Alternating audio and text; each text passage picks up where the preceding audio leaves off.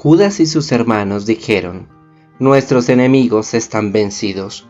Subamos pues a purificar el lugar santo y a celebrar su dedicación. Se reunió todo el ejército y subieron al monte Sión.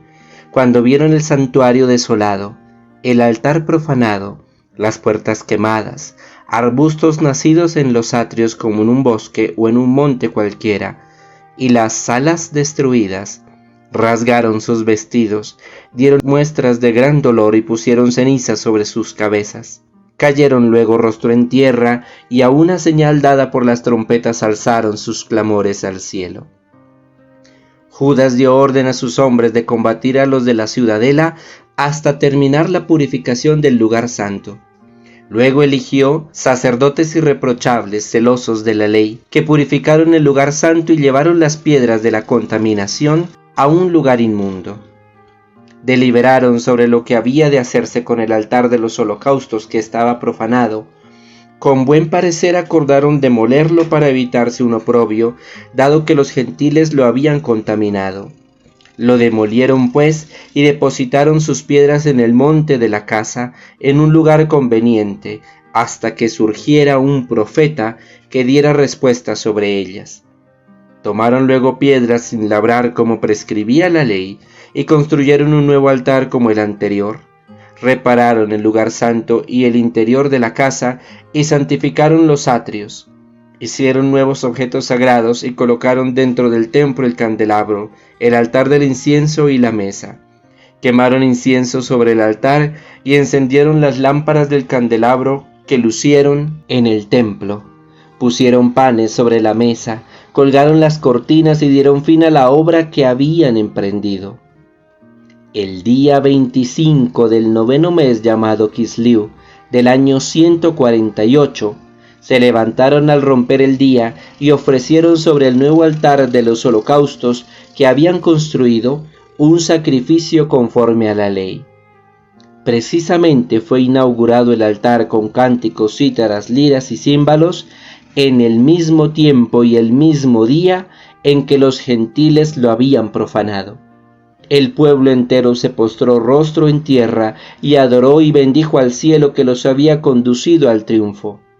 Durante 8 días celebraron la dedicación del altar y ofrecieron con alegría holocaustos y el sacrificio de comunión y acción de gracias.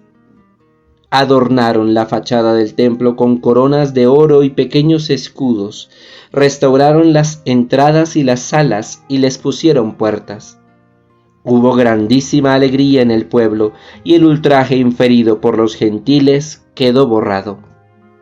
Judas, de acuerdo con sus hermanos y con toda la asamblea de Israel, decidió que cada año a su debido tiempo y durante 8 días a contar del 25 del mes de Kisliu, se celebrara con alborozo y regocijo el aniversario de la dedicación del altar.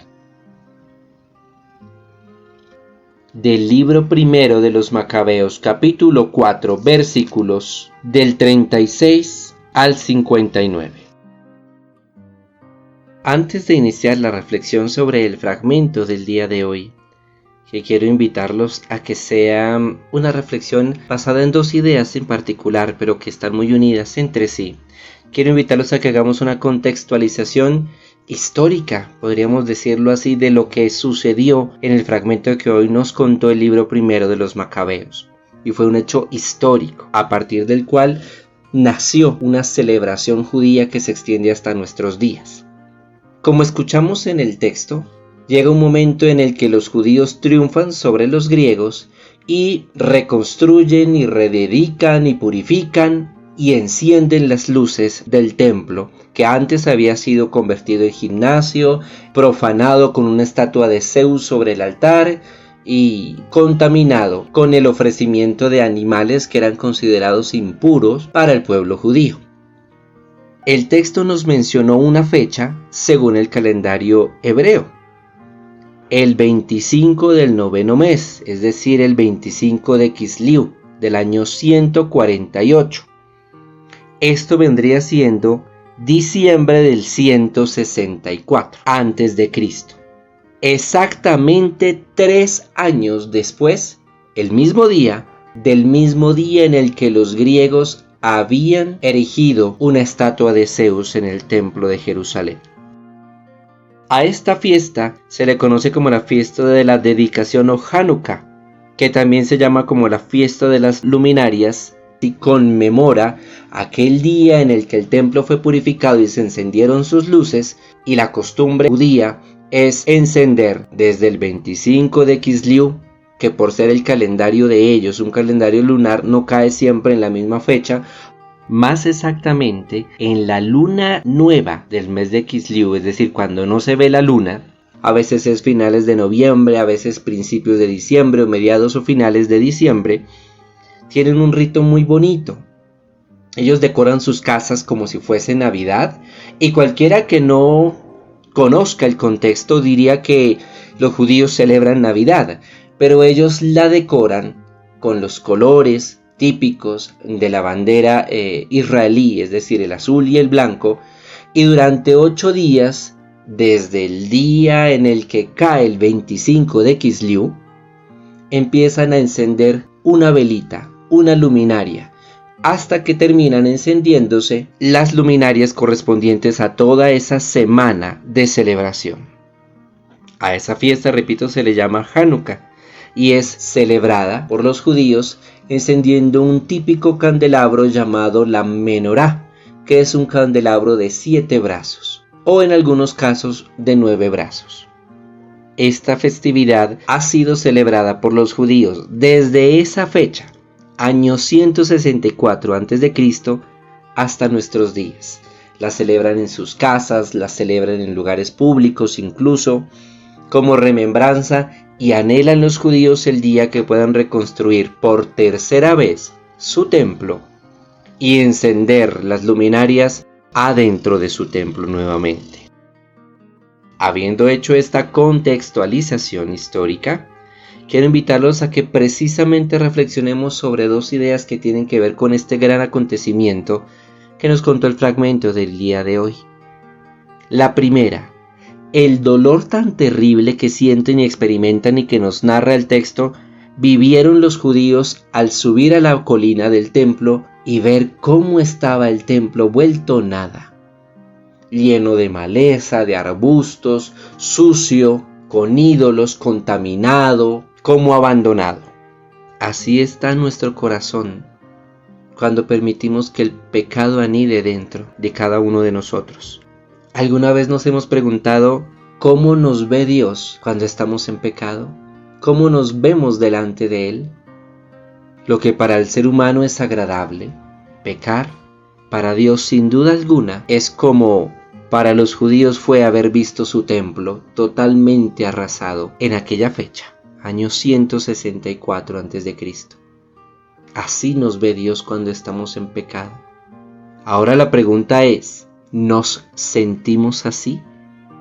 ¿Nos hemos dado cuenta que alguno de nosotros puede estar por dentro como ese templo abandonado, lleno de maleza, de oscuridad, profanado, sucio, vuelto nada, abandonado? Nosotros somos templo de Dios, nos dice la palabra de Dios. Adentro de nosotros se supone debería morar el Espíritu Santo, pero cuando estamos en pecado, lo que hay dentro de nuestro templo, que es cada uno de nosotros, no es sino dejación, abandono, oscuridad, telarañas, mugre, rocas agrietadas. ¿Cuándo decidiremos purificar nuestro altar y hacer lo que hicieron los judíos? Segunda idea. Limpiar, quitar lo que no debe ser, arrancar lo que se ha contaminado, no permitir que quede nada. Mire, ellos prefirieron tumbar el altar sagrado con tal de no utilizarlo porque ya había sido contaminado con el sacrificio de cerdos, que es uno de los animales considerados incomibles o impuros para los judíos. Es como borrón y cuenta nueva. Limpiemos hasta el punto de quitar donde hubo suciedad. Así deberíamos limpiar nosotros nuestra vida. Repito, no necesita haber adentro de nosotros unos pecados escandalosos, la simple maña de estar hablando del otro, la simple costumbre de sentir envidia y murmurar contra el que le va bien, esos rencores y resentimientos, todos esos pequeños defectos se convierten en eso, en maleza que crece dentro nuestro. Ojalá decidamos pronto limpiar nuestra vida, como decidieron los judíos purificar y volver a consagrar su templo para Dios. Que el Señor nos conceda con su gracia la fuerza del Espíritu para que en ese fuego abrasador se queme todo lo que en nosotros no debe haber y que nos contamina como un templo profanado, y se encienda luego con ese mismo fuego la luz de la gracia, como encendieron los judíos los candelabros en su templo el 25 del mes de Kislev del año 164 a.C.